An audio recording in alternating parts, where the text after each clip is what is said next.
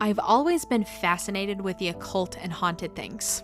Not in a let me start a spirit board business on Etsy kind of way, but more like a quiet obsession, the kind that grows roots under your skin. I didn't want to be spooky, I just wanted to understand it. There's something about the eerie, the unexplained, the maybe possibly almost true stories that has always pulled me in like a moth to a candle flickering in a boarded up window. When I was a kid and couldn't sleep, which was often, thanks to an overactive imagination and a deep distrust of closet doors, I'd sneak downstairs well past midnight. The house would creak like it had secrets. I'd tiptoe across the cold tile floor to the living room, curl up in a blanket, and flick on the TV with the volume barely audible. That's when I discovered Mystery Hunters, a Canadian show that somehow managed to hit that perfect balance between thrilling and not pee-your-pants terrifying. The kind of show that made me glance behind me more than once, but didn't keep me up with nightmares. They covered everything. Cryptids in the mountains, ghostly castles in Ireland, banshees wailing in the dark, haunted asylums where the lights still flickered long after closing. Two young hosts traveled the globe, poking around old legends, chasing whispers, and occasionally interviewing a quote-unquote real-life scientist who would offer a rational explanation. But the magic of the show was that it never quite shut the door. It never said, "This is definitely fake." It always ended with a wink, with a shrug, and the unspoken promise, maybe it's real, maybe it's not. I lived for that ambiguity. I craved it. It planted a seed in me that just maybe the world was bigger, weirder, and more magical than anyone was letting on. Fast forward to today, I was doing what most of us do in our late night downtime, scrolling mindlessly through TikTok with one hand in a snack bag, and that's when I saw it. Someone eyes wide and voice trembling yelling, "What do you mean the Annabelle doll is missing?" I dropped my snack. My heart genuinely stuttered. Not in the way you react to a jump scare, but the way you react when you think, "Oh no, we've opened the gate." Within seconds, I was elbows deep in Google searches and Reddit threads, flipping through news outlets and conspiracy posts like a woman possessed. People were tying the escape of the allegedly cursed doll to a recent fire, claiming maybe she was finally free and the chaos had begun. It had all the ingredients of a horror film, and I was halfway through writing the screenplay in my head. And then, just as quickly, the spell broke. Dan Rivera from the New England Society for Psychic Research, who helps manage the Warrens Occult Museum, posted a TikTok of his own. Calm, rational, almost bored. "Annabelle is safe and secure in her glass case," he said. "No need to worry." Cue the disappointment. A small part of me had been genuinely thrilled by the idea that maybe, just maybe, the veil had slipped. That something real had gotten loose, and when it turned out to be nothing, I felt let down. And that feeling, that odd mix of relief and longing, got me thinking, why was I excited? Why did the idea of a haunted doll escaping into the world feel like Christmas morning for weirdos like me? Why do we as humans believe in haunted things, in cursed places, in dark corners of the unknown? And maybe more importantly, why do some of us believe so eagerly when others scoff without hesitation? That's what we're diving into today. From infamous haunted dolls and malevolent mirrors to the psychology behind belief and the spiritual reawakening we're watching unfold. I want to unravel the threads. Where do these beliefs begin? How have they survived centuries of skepticism? And why do they still, even now, feel so powerful? Let's start with some of the most well-known haunted objects. And a few eerie places while we're at it. These stories have become cultural legends, whether you believe in them or not. They've sparked horror movies, books, documentaries, Reddit threads, and thousands of late-night sleepover conversations. And they all share one trait. They make the ordinary feel extraordinary, imbued with a kind of secret pulse, a heartbeat only the brave or the curious claim to hear. Take the Dybbuk box, for example, a sinister little wine cabinet first auctioned off on eBay by Kevin Mannis, who claimed it unleashed inexplicable misfortunes after he bought it at a yard sale. His listing wasn't just a description, it was a full-blown horror narrative, detailing fainting spells, recurring nightmares, and terrifying encounters with shadowy figures. According to Jewish folklore, a Dybbuk is a restless, malevolent spirit, the soul of the dead clinging to the world of the living. Supposedly, the box contained old coins, locks of hair, and a goblet, each item steeped in ritualistic meaning.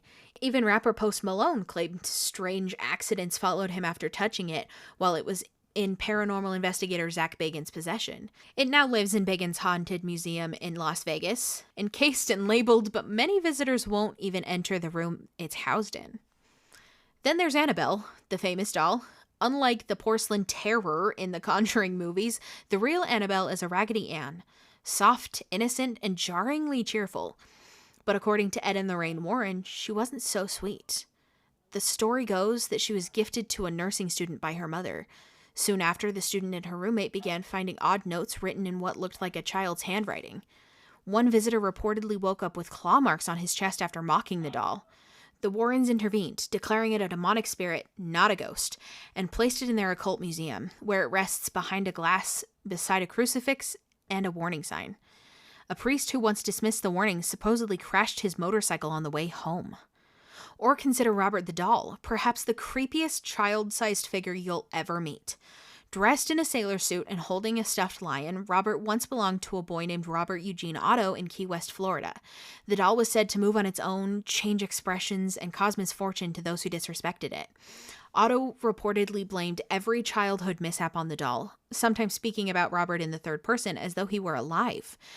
Today, Robert sits in a museum encased in glass, surrounded by letters from regretful tourists who took photos without asking. They write to beg his forgiveness after falling ill, losing jobs, or facing bizarre accidents. It's cautionary folklore in action, unfolding in real time. And then there's the Hope Diamond, a jewel so dazzling and cursed it's practically a character in its own saga.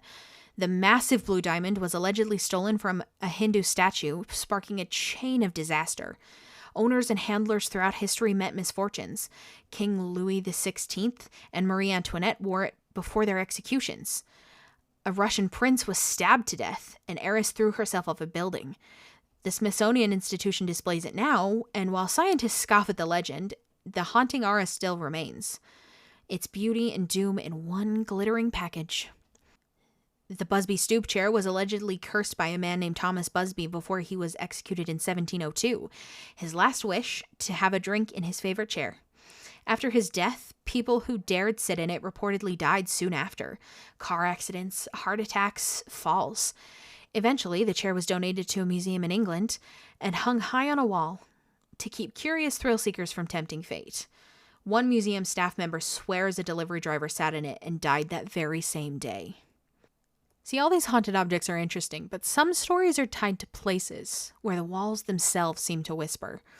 The Stanley Hotel in Colorado might be the most famous haunted hotel in America, thanks to Stephen King, who stayed there in 1974 and was inspired to write The Shining after dreaming about his son running through the hotel's halls.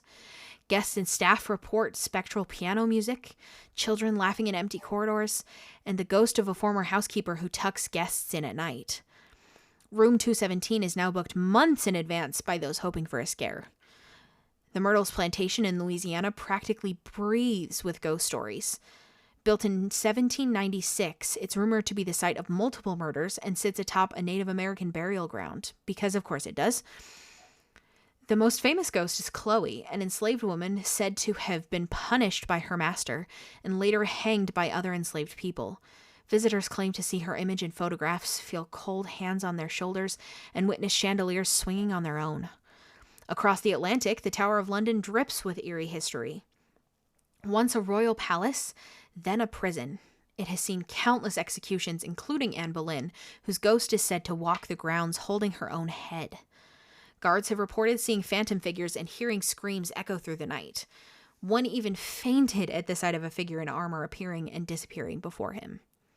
And finally, Aokigahara, Japan's sea of trees at the base of Mount Fuji. It's known not only for its natural beauty, but being one of the most frequent suicide sites in the world. Local legends speak of yurei, spirits full of rage and sorrow trapped among the trees. Visitors describe an overwhelming sense of dread, and some hikers leave trail markers to avoid getting lost, claiming the forest disorients even seasoned outdoors people. It's not just the silence. It's the weight of so many final goodbyes hanging in the air.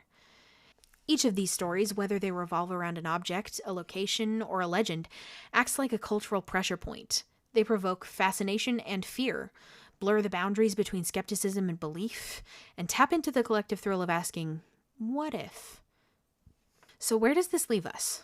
Somewhere between fear and folklore, belief and skepticism. It's easy to fall into one camp or the other, but the truth is often far messier and far more interesting. Believers will tell you that spiritual energy can linger, that emotions, especially strong traumatic ones, can imprint on objects or locations. A war-torn battlefield, the hospital room where someone passed, or a home with a tragic past. All of these become places where the air feels heavier, where time seems to warp just a little. Some say they can walk into a room and feel what happened there, like emotional echoes haven't fully dissipated. There's the idea of psychometry, the belief that some people can touch an object and sense its history. This has been popularized in both spiritual circles and fiction, but some claim it's real. In many world religions, spiritual forces are not only acknowledged, they're respected, feared, and sometimes actively managed. Christianity has exorcisms, rites that involve holy water, prayers, and weeks of investigation. Judaism has dybbuk, which we've already talked about, and rituals of cleansing and protection. Islam teaches that jinn, made of smokeless fire, walk among us and can influence our lives. Some benevolent, others dangerous. In indigenous cultures, ancestral spirits are often honored through ceremony, and violating sacred land or items can bring about spiritual consequences. In Haitian voodoo, spirits called Iowa are invoked for guidance, healing, or vengeance. Even non-religious spiritual systems acknowledge unseen energies. Wicca has circle casting, smudging, and protective talismans. Reiki practitioners speak of channeling healing energy through the body. Folk magic across Appalachia, Latin America, and Eastern Europe often includes rules about objects that shouldn't be touched, places you shouldn't go after dark, and rituals to cleanse bad energy. These beliefs don't come from nowhere. They're born of centuries of experience, caution, and spiritual understanding passed down through generations. On the flip side, skeptics argue that all of this can be explained by psychology, history, and a little human drama. Humans are pattern-seeking creatures. We want to connect the dots, even when they don't logically link. You hear a creak in the night, and suddenly your brain pulls up every ghost story you've ever heard. You wake up at 3 a.m., the so-called witching hour, and feel watched. It's not necessarily a spirit. It might just be your brain in a state of hyper-awareness, doing what it does best, protecting you. Skeptics also emphasize the power of suggestion. If someone tells you a house is haunted, your senses will dial up to 11. The painting on the wall, suddenly its eyes seem to follow you. That cold draft, clearly the breath of a ghost. We've all done it. Even hardened non-believers have had moments where the mood, the lighting, the story, all aligned to make them pause and go, wait, what was that?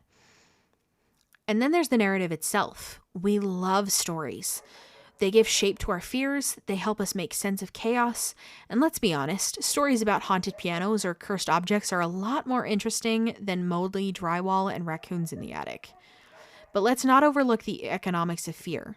Paranormal tourism is a big business. There are entire towns whose economies rely on haunted reputations. Salem, Massachusetts, Roswell, New Mexico, Gettysburg, Pennsylvania. These places draw in thousands of visitors who want to walk the haunted halls, hear the legends, maybe even catch a ghost on camera. Ghost tours, horror-themed Airbnbs, haunted museums, it's entertainment, it's marketing, it's folklore turned into a brand. And in a world that thrives on content, haunted sells. But here's the twist that makes it all so deliciously complex. Both believers and skeptics can be right. Maybe a story is exaggerated, but the emotions it stirs are real. Maybe the energy someone feels in a place isn't supernatural, but it's deeply psychological, rooted in human empathy and memory. Maybe the belief itself is power enough to shape perception, experience, and even physical reactions. There have been documented cases of psychosomatic symptoms triggered by fear, a racing heart, nausea, even fainting. The mind is potent, and belief is a spell all its own.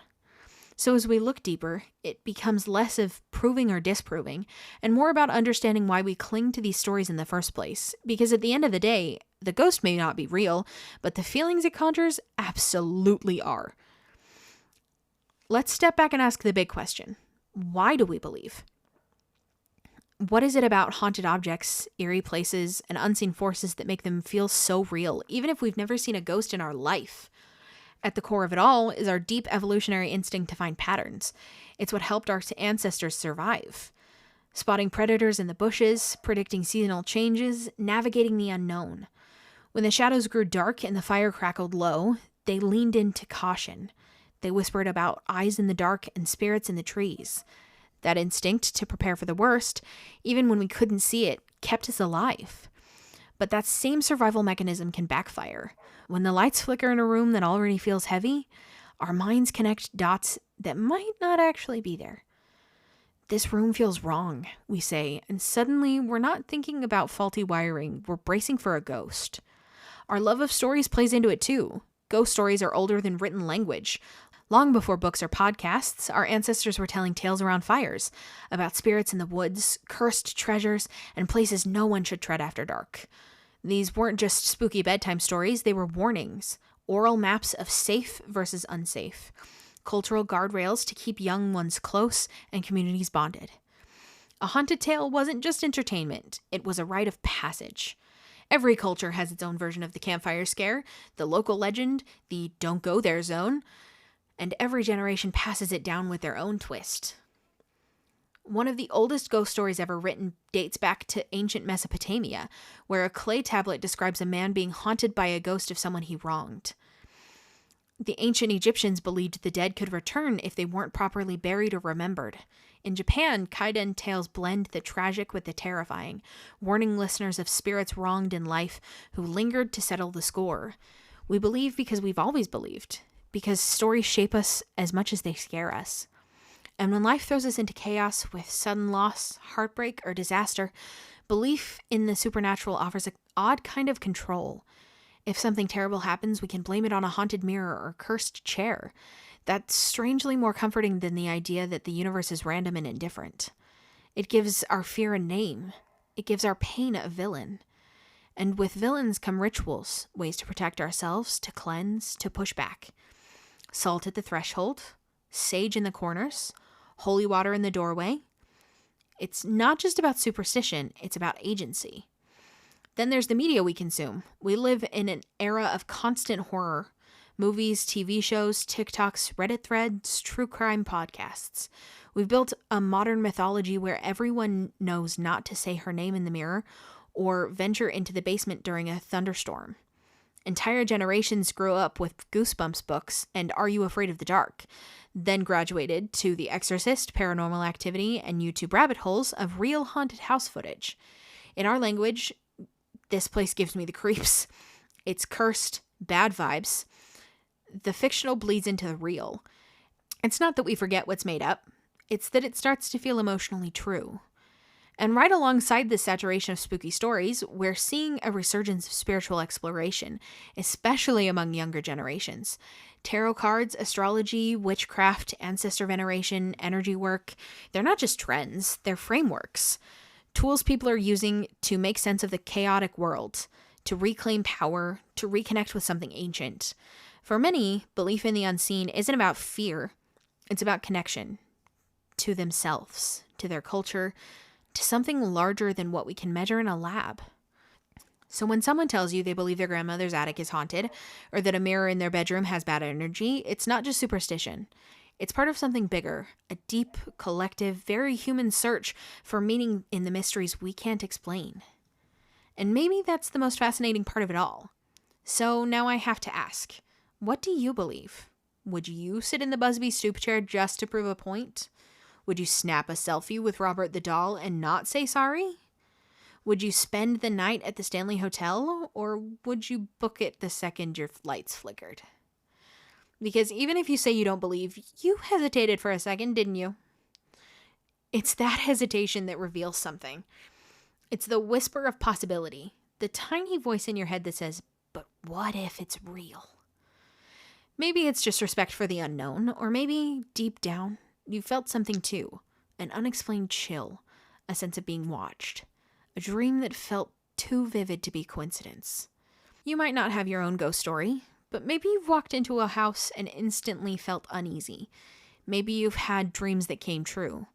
Maybe you avoid the mirror at night, even though you know logically there's nothing there. Or maybe you keep a lucky charm, not because you think it's magic, but because it feels right. Here's what I think. Whether you're a full-on believer, a hopeful skeptic, or a complete non-believer who just loves a good creepy story, these tales matter.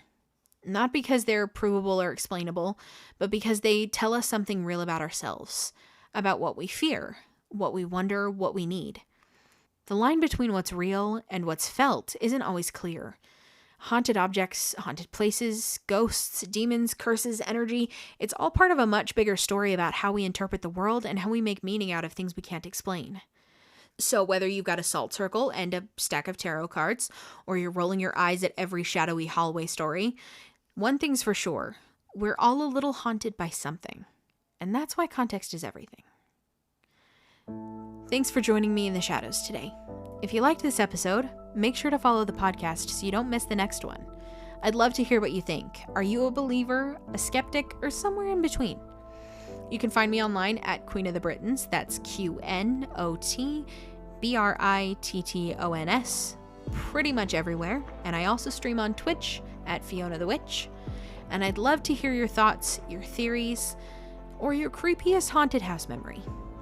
Next time, maybe we'll dive into demonology or explore the stories behind real-life exorcisms. But for now, stay curious, stay cautious, and maybe don't bring that antique mirror home from the thrift store. Unless you want company.